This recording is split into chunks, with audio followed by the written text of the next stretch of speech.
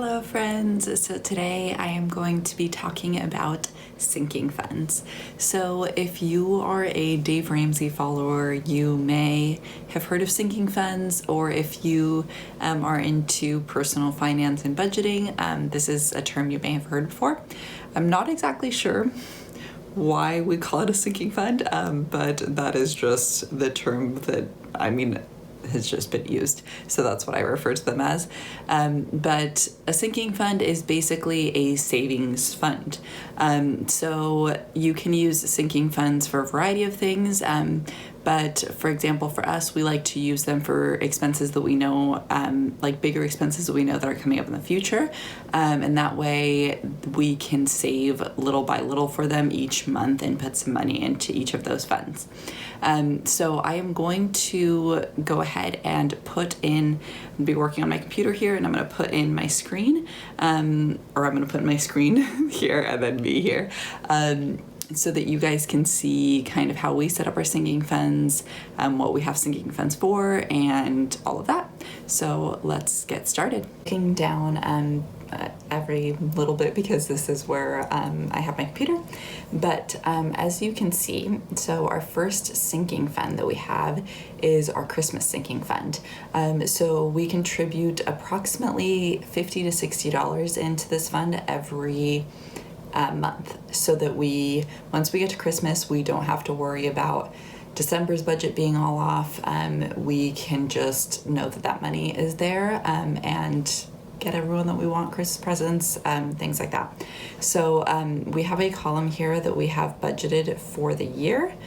So this is pulling information from one of our other budget sheets that we have in our budget Excel spreadsheet, or it's a Google sheet for us, because we like to have access to it everywhere.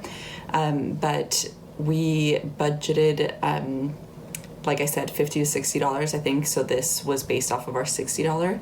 And then we put in what has been accumulated. Again, it is pulling from one of our other sheets. So what actually we end up putting into that fund, because sometimes we will move those numbers around depending on what is going on in that month. And that's one thing that's really important about budgeting, is that you remember that this is personal, and that just because your budget isn't the exact same every month doesn't mean that you're like failing your budget. You can adjust that accordingly. As long as you plan for it, it'll be okay. All right, then the next column, as you can see, is what we've spent. And I will show you, so right here, as you can see, sinking fund expense. So these are where we put the expenses, and then we put the category that it's coming from. And so it will calculate it here into what we've spent.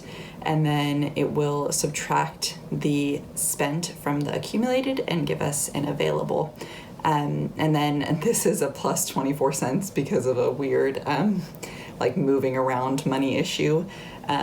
So I just needed to remind myself that there's an extra 24 cents for when I add things up, because we keep all of our sinking funds. Some people like to have them in separate accounts, but we just have them in one account because we keep track of them here by what's available. I am able to just add up and know what's in each account. So I just make sure that the overall number matches the overall number in our account. So these are just in a regular savings account.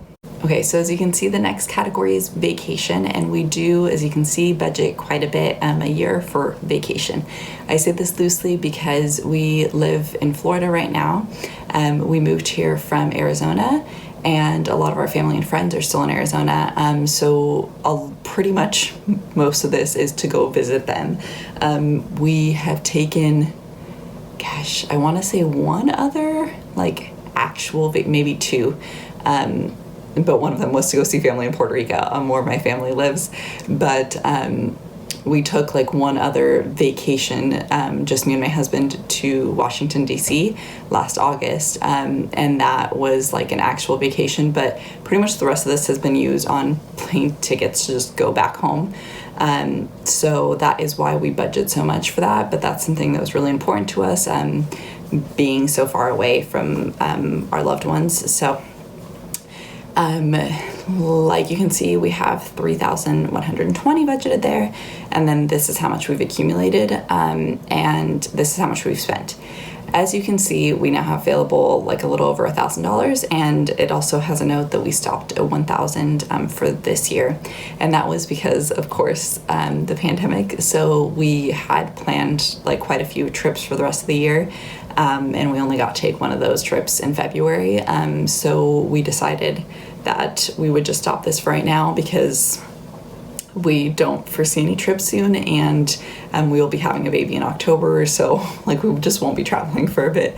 So we decided to just leave that at 1K, just in case anything does come up, like any sort of emergency type trip that needs to be taken, that there is some money in there for a plane ticket or whatever the case may be, but we're just going to leave that money there for now.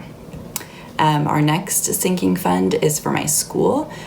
So I am in grad school right now, and so we are taking out student loans for most of my grad school expense. I also get a scholarship, and then there is a little bit over that that needs to be paid each trimester, and so we use a sinking fund to save up that money.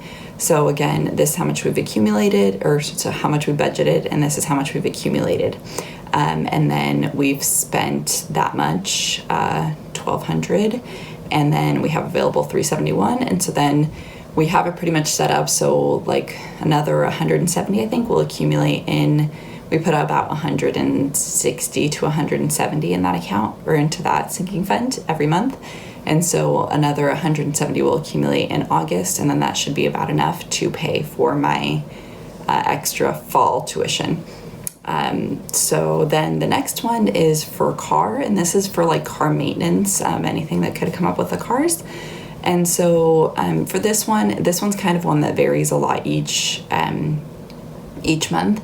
So as you can see, we originally had $1,300 budgeted for the year, but this one does go up and down, just kind of depending on the other funds, and if there's like any immediate sort of thing that we know is coming up with the cars. So we've accumulated only $360 of this, and then we've only spent $17. So we will stop this one at 1,000 as well, unless something comes up, because there's not any, like, we're not planning on purchasing a new car anytime soon or anything like that, or planning on doing any like super big repairs for our cars. So we're planning on stopping that one at 1K unless something else comes up. The next one is medical, and this one was kind of a newer one. There is $0 we had budgeted. I think we just didn't put that into our like budget breakdown sheet, but we have accumulated, as you know, I found out I was pregnant at the end of January, so we started putting obviously some money towards this. We will also be using an HSA for other costs, but we wanted to put some money into this, so we've accumulated $900, and we spent $345, and then tomorrow I will spend a good chunk of this $560 for my doctor's appointment. But and then we do have these other two sinking funds down here for rent and for a future house that we just are looking into in the future. So we wanted to have them included on this in case we ever wanted to contribute to those. Then down here, as I mentioned, these are all just different purchases that we've made that will roll into this available and this spent category. So that is how we do our sinking funds. So if you guys have any questions, please leave them down below.